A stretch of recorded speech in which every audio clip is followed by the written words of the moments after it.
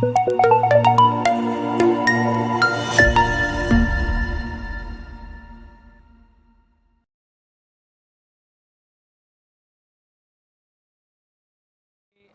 jirtu kabajamtoota daawwattoota Qalbii Miidiyaa guyyaa irraa magaalaa Biroo keessatti afgaaffii qabannee isiniif dhiyaannee jirra. Akkuma kana yuutuubii keenya subscribe, share akka nu gootan asumaan kabajaan isin gaafanna. Egaa gara gaaffii keenyaatti adeemnu nu waliin tura. Maqaan keessan eenyudha? Isarraa. Maqaan kiyya Daawit Alamaa jedhama. Kan dhufe godina Wallaggaatti. Eshi gaaffii isiniif qabannee jira. Gaaffii kana sadii keessaa sadansaa yoo argattan badhaasa kaardii 25 qabdu. Gaaffiin tokkoffaa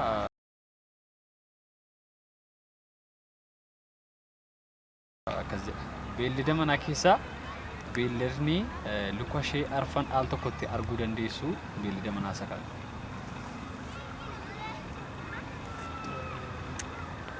Beellada manaa keessaa luka ishee arfan al takkatti arguu kan dandeessu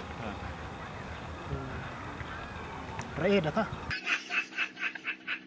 Keenya akkuma itti jira maqaan keenyudha isa daawwatu. Maqaan koo Caalaa Keenyadha. Nama Dindigara Fiiguu Dindigara Dandasalee magaalaa Finfinnee. Okey, galatoomii gaaffii sadii si gaafanna gaaffii sadii keessa sadansaa yoo argatte badhaasa kaardii 25 qaba jechuudha. Gaaffii tokkoffaan si gaafadha. Bineensa horii manaa keessa yookaan beellada manaa keessa kan luka ishee arfan al tokkotti arguu dandeessu beellada manaa keessaa eenyu?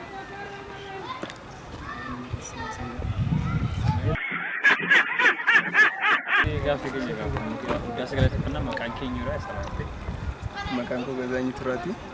Kanaan dhufee godina Shawaa Lixaanaa Buna Gindabaratti. Okey, ishi gaaffii sadii si gaafadha. Gaaffii sadansaa yoo deebistee kaardii badhaasa 25 qabda jechuudha. Gaaffii tokkoffaa bineensa manaa keessaa yookaan beellada manaa keessaa kan luka ishee arfan al tokkotti arguu dandeessu eenyu? Luka ishee arfan jabbii.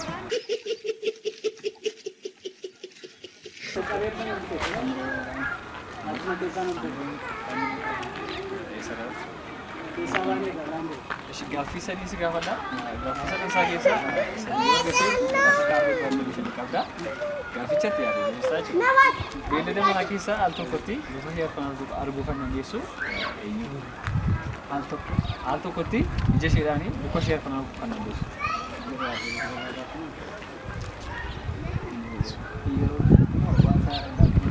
Gaaffii galee beellada manaa keessaa beellada manaa beektu al tokkotti luka ishee arfan arguu kan dandeessu.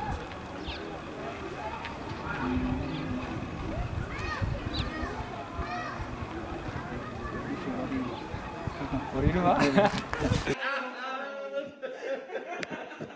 Maqaan keenyudha eessarraa dhuftee?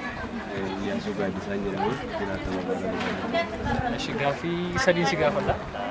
Gaaffii kana sadansaa yoo deebistee badhaasa kaardii 25 qabda jechuudha. Gaaffii tokkoffaa beellada manaa keessaa kan al tokkotti luka ishee arfan arguu dandeessu eenyudha? Adurree. Adurree.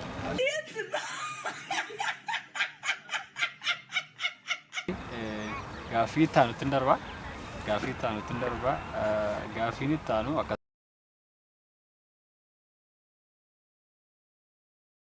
jira. Dhaggeeffadhu. Sekeendii 5 keessatti daftee itti yaadde deebisuu qabda. Lakkoofsa tokkoo hanga dhibbaa gidduu lakkoofsa tokkoo hanga dhibbaa gidduu lakkoofsi 9 yeroo meeqa argama? Lakkoofsa tokkoo hanga dhibbaa gidduu lakkoofsa 9 yeroo meeqa argama? Sekeendii 5 6 gidduu kan hin caalletti deebista.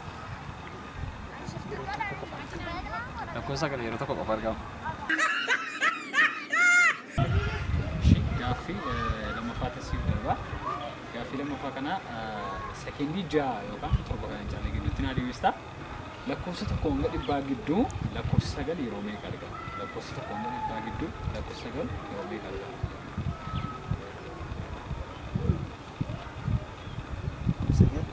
Lakkoofsa 9 yeroo meeqa argama? Tokko hanga dhibbaa gidduu.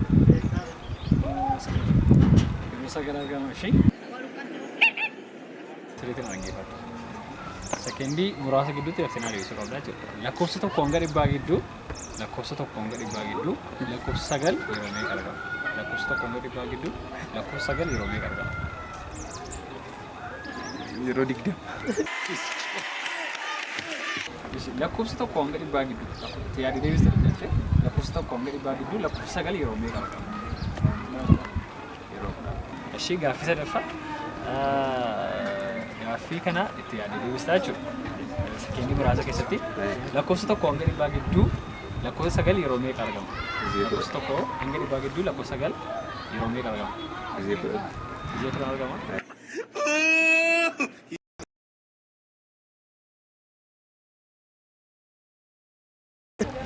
Beellada manaa keessaa ammas beellada manaa keessaa kan mootii moototaa baachuudhaaf carraa argatte eenyu? Farda. Ammas beellada manaa keessaa kan mootii moototaa baachuudhaaf yookaan mootii moototaa irra taa'ee manaa keessaa eenyu? Beelladoota manaa keessaa kan mootii moototaa irra taa'ee adeemu jechuudha.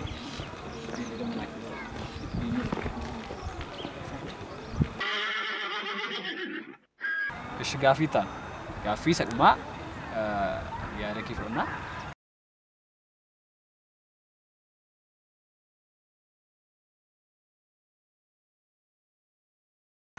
Utuu amma guyyaa irraa lootariin birrii miiliyoona 5 qarshii miiliyoona 5 siif ba'e. Akka tasaa immoo guyyaa borii eessumni kee dhukkubsatee mana yaalaa ciisee mana yaalaadhaan immoo rifeerii biyya alaatti deemee yaalamee malee fayyuu hin danda'u yoo isin jedhanii qarshiin itti yaalamu immoo miiliyoona 4.9 maal goota asla? Gaaffichirra si deebi'u qarshii miiliyoona 5 sii baala lotarii እና eessumni kee immoo akka tasaa dhukkubsatee ciisa mana yaalaa.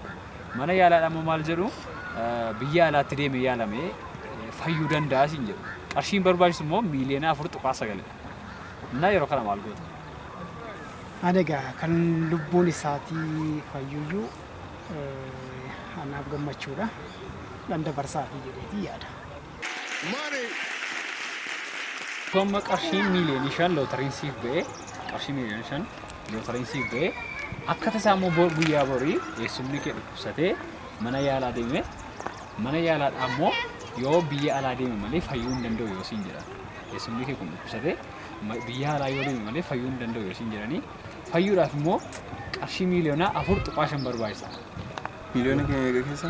Miiliyoona 5 irraa kan inni ittiin fayyuu danda'u miiliyoona 5tu siif beesii fi kan inni ittiin fayyuu danda'u immoo miiliyoona 4.5 yoo ta'e maal goota?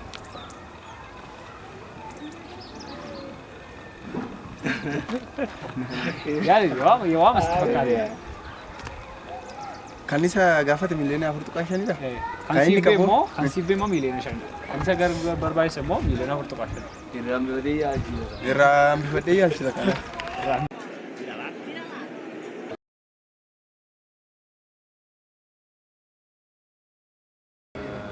Namni yeroo jalqabaadhaaf bishaan irra deeme. Jalqabaadhaaf namni bishaan irra deeme. Yeroo jalqabaaf nama ta'ee bishaan kana deebiin.